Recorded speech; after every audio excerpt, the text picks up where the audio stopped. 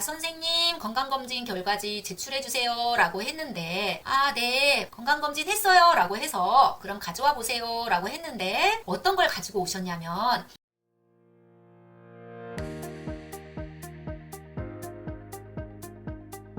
안녕하세요. 방문요양 건강검진에 대해서 이야기를 나눠볼까 합니다. 2023년, 2024년은 방문요양센터 평가기간입니다. 주변의 복지사 선생님들께서 평가를 마치고 나서 건강검진 때문에 감점당해서 속상해요 라고 말씀하신 분들도 계시고 또 평가기간이 아니더라도 내년에 평가하는 기간에 복지사님들 같은 경우는 또 서류를 준비를 해야 되는데 요양사 선생님들이 건강검진을 제출하지 않아서 너무 힘들어요 라고 얘기하시는 분도 계시고 또 반대로 요양보호사 선생님들도 다른 기관에서는 건강검진 내라고 안 하는데 유독 여기 방문요양센터만 건강검진을 내라고 해요. 왜 그렇죠? 이렇게 말씀하시는 분도 있어요. 자, 기관에서는 건강검진을 내도록 하는 데는 다 이유가 있겠죠. 우리는 어르신을 섬기는 직업입니다. 그러다 보니까 종사자가 전염성 질환에 걸려 있는지 그리고 몸은 건강하는지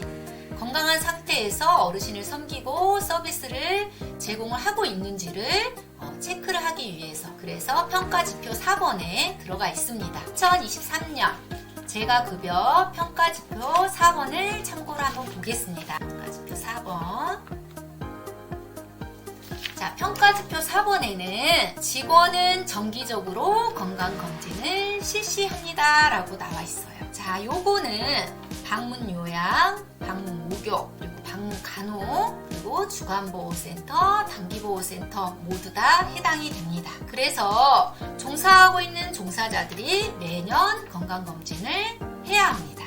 그리고 이 평가지표에는 두 가지 평가 기준이 있는데 두 가지를 모두 충족을 해야 우수 점수를 받을 수가 있습니다. 평가 기준 2를 보겠습니다. 직원은 결핵검진을 포함한 건강검진을 매년 실시해야 된다. 국민건강보험공단에서 실시하는 일반 건강검진 수준 이상인지 확인합니다. 자, 일반 건강검진에 5개 영역이 모두 들어가 있어야 됩니다. 신체 계측 검사. 자, 이거는 키하고 몸무게 재는 거예요. 그리고 요 검사는 소변 검사입니다. 그리고 혈액 검사, 영상 검사. 영상 검사는 엑스레이입니다. 그리고 결과 판정까지 5개 영역이 모두 충족이 돼야 됩니다. 재직하고 있는 재직자 건강검진을 매년 요양사 선생님들, 사회복지 선생님들한테 제출하라고 하면 자, 문제는 요양사 선생님들이 문제예요. 자, 잘하시는 분들도 계시는데 저희 종사자 선생님 중에 한 분의 사례를 제가 들어볼게요. 자, 선생님 건강검진 결과지 제출해주세요 라고 했는데 네 건강검진 했어요 라고 해서 그럼 가져와 보세요 라고 했는데 어떤 걸 가지고 오셨냐면 이분이 요양보호사 자격증 취득한 지 얼마 안 돼서 바로 입사하신 분이었거든요. 그래서 요양보호사 교육원에서 자격증 취득할 때 제출했던 건강검진 결과지를 가지고 왔어요. 그런데 이 결과지는 신체 계측 검사, 요검사, 혈액 검사, 영상 검사, 결과 판정 이렇게 5개 영역이 들어가 있지 않았고 향정신성 의약품 그러니까 마약을 하는지 안 하는지 그거에 관련된 마약 검진 결과지였어요. 이 결과지도 돈을 아마 몇만 원 내고 하셨을 건데 아깝죠. 이걸 쓰면 좋겠는데 하지만 우리 방문요양기관에서는 5개 영역이 들어가 있는 일반 건강검진 결과지가 필요합니다. 그래서 이 선생님한테 다시 건강검진을 해오세요라고 했는데 이 선생님이 저희가 5개 영역을 충족해야 한다고 알려드렸건만 안타깝게 또 보건소에 가셔가지고 보건증을 해왔어요. 이 보건증은 전염성 질환만 체크하도록 되어 있기 때문에 이것도 안 됐어요. 자, 그래서 선생님 보건증도 안 돼요 라고 했더니 이 선생님이 화가 많이 좀 나셨죠. 2번이나 이렇게 왔다 갔다 하셨으니까. 그래서 어떤 거 하면 되나요? 라고 여쭤보길래 체형 건강검진을 해오세요 라고 했어요. 근데 이 선생님이 안타깝게도 채용 건강검진이 일반 채용하고 공무원하고 두 가지가 있는데 공무원 채용 건강검진이 또 많이 비싸요. 근데 그걸 또 해오셨더라고요. 공무원 채용 건강검진도 합격이긴 한데 비싸다. 그러니까 그냥 일반 채용 건강검진을 하셔도 된다 라고 이제 알려드렸습니다. 자, 재직자분들 중에 60시간 이상 근로하지 않는 가족요양 하시는 분들 같은 경우는 직장인 건강검진 대상자가 아니에요. 그렇죠?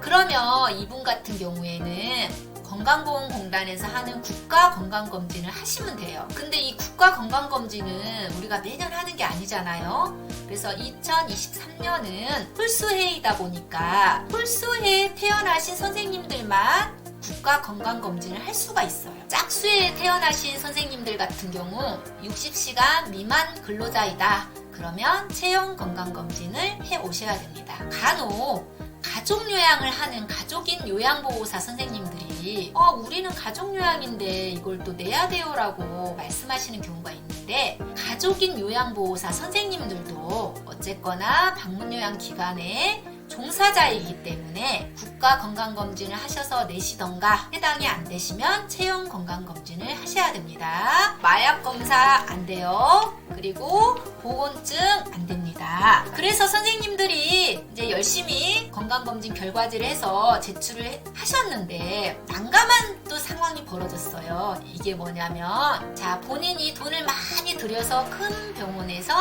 종합검진을 하셨는데 책 한 권 두께로 책으로 나오더라고요. 복지사 선생님이 이 책을 보관을 해야 되나? 어떻게 해야 되나? 난감하죠. 이 책을 우리가 가지고 있을 수는 없잖아요. 본인에게 또 돌려줘야 되니까. 채용 건강검진은 한 장이고 국가건강검진은 3장에서 4장, 5장 이렇단 말이에요. 근데 본인이 한 그 종합건강검진 결과지 같은 경우는 책으로 나와요. 그러면 이럴 경우에는 신체 계측 검사가 나와 있는 페이지 복사하시고 소변 검사, 혈액 검사, 영상 검사도 복사하시고 최종 결과 판정지도 복사하십니다. 근데 제일 중요한 건 앞에 표지를 복사하셔야 돼요. 어느 병원에서 어떤 선생님이 생년월일 주소까지 나와 있는 앞 표지까지 복사를 하셔가지고 딱 철해 놓으시면 됩니다. 근무하고 있는 모든 종사자는 매년 건강검진을 실시를 해서 제출을 해야 됩니다. 자, 그래서 대상자는 대표자이면서 시설장이신 분도 하셔야 되고 대표자이면서 직원이신 분들 대표이긴 한데 사회복지사직을 수행하시거나 대표이시긴 한데 요양보호사 일을 하시거나 이런 분도 제출을 하셔야 되고 또 급여를 받는 고용된 시설장님도 제출을 하셔야 됩니다. 그래서 모든 종사자들은 제출을 하셔야 됩니다. 이게 평가 기준 첫 번째 항목이에요.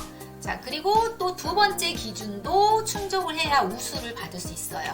자, 평가 기준 두 번째를 볼게요. 아까 평가 기준 1은 종사하고 있는 재직자들 기준이에요. 그리고 평가 기준 2는 신규 직원이에요. 새로 입사하신 분. 자, 새로 입사하신 분은 급여 개시일, 그러니까 내가 서비스를 시작하는 날 2023년 6월 1일 3시에 방문요양을 시작한다. 그러면 6월 1일 오전 3시 전까지는 혈액검진을 포함해서 건강검진 결과지를 제출하셔야 됩니다. 종사자들이 전염성 질환에 걸려가지고 어르신을 모시다가 어르신들한테 이게 감염이 되면 안 되겠죠? 자, 그래서 이 선생님들이 입사자 건강검진 결과지를 제출할 때 몇 개월 이내께 유효한가요? 채용 건강검진은 3개월이 유효인가요? 이렇게 여쭤보시는 복지사 선생님들이 있어요. 자, 신규 선생님들은 입사 기준으로 최근 1년 이내 거면 합격입니다. 근데 건강검진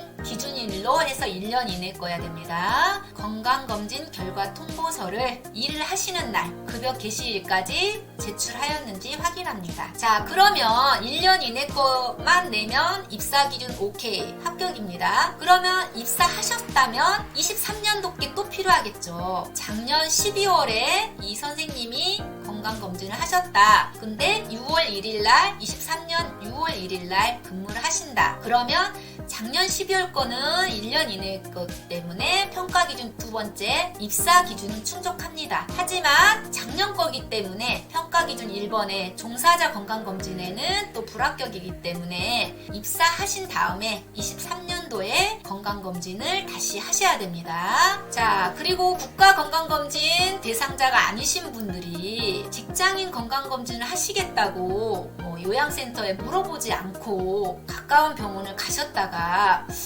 나 60시간 이상 근로자인데 왜 직장인 건강검진 대상자가 아니라고 해요? 이렇게 전화를 주신 경우가 있어요. 자, 60시간 이상 근로를 하시면 건강보험을 취득을 합니다. 취득을 하면은 직장인 건강검진을 할 수가 있는데 2년에 한 번씩 하는 사람들은 사무직이고 그리고 매년 해야 되는 사람들은 비사무직이에요. 근데 우리 요양보호사 선생님들이 사무직으로 신고가 되어 있는 경우가 있어요. 자, 그러면 기관에서는 분기별로 한 번씩 관할 지사에 전화하셔가지고 저희 종사자 건강검진 대상자 명부 좀 팩스로 보내주세요 라고 하면 팩스로 종사자 건강검진 명부가 와요. 그러면 거기에 사무직으로 올라와 있는 선생님들을 비사무직으로 다시 팩스로 접수해서 신고를 해주시면 이 선생님이 매년 건강검진을 할 수가 있어요. 그래서 요양보호사 선생님들도 건강검진을 하시러 가실 때 그냥 가시지 마시고 요양센터에 전화를 하셔가지고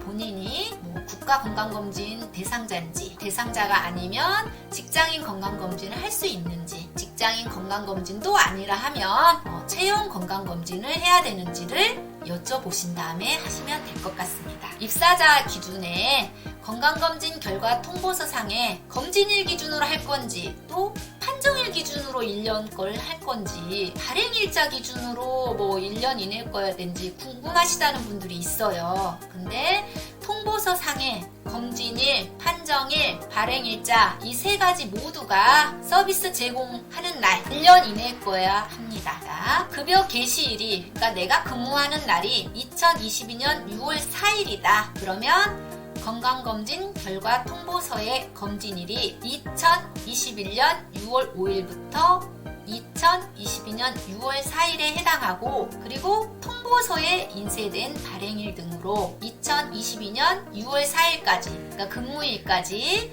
제출하였음이 확인이 되면 인정이 됩니다. 자, 그래서 건강검진 평가지표 4번에 보면 평가기준 2개가 모두 충족이 돼야 한다. 기존의 선생님들은 매년 건강검진을 하셔야 되고 이것도 5개 영역이 모두 충족이 돼야 된다. 신체 계측검사, 요검사, 혈액검사, 영상검사, 결과 판정지까지 들어와 있어야 한다. 그리고 신규로 오신 선생님들은 서비스 제공일까지 건강검진 결과지를 제출을 해야 된다. 자, 그런데 1년 이내일 거면 합격이다. 그래서 작년 걸 가지고 오신 분들은 입사하시고 나서 또 건강검진을 하셔야 된다. 자, 이거는 1년 이내께 검진일, 판정일, 발행일자 모두 1년 이내 거야 합니다. 그래서 서비스 제공하는 날까지 건강검진 결과지를 가지고 오셔야 되고 인쇄된 발행일도 서비스 제공일까지 제출을 하시면 확인되면 인정이 됩니다. 자, 오늘은 방문요양 건강검진 가지고 이야기를 좀 나눠봤습니다. 자, 이거 가지고 여러 가지 말들이 많았어요. 이거 검진일 기준으로 해야 돼? 판정일 기준으로 해야 돼? 아니면은 채용 건강 검진으로 해야 되나? 아니면은 이걸 왜 매년 내라고 하나? 진짜 불편하다라고 하신 요양사님들도 있었고요. 자, 오늘 제가 알려드린 게 약간의 도움이 되었다면 정말 좋겠습니다. 다음에는 다른 궁금한 것들이 있으면 댓글에 달아주신 것들 위주로 추려서 안내해드리겠습니다. 선생님들이 어르신들께 베풀어 드리는 사랑에 항상 감사드립니다. 오늘도 행복한 하루 되세요.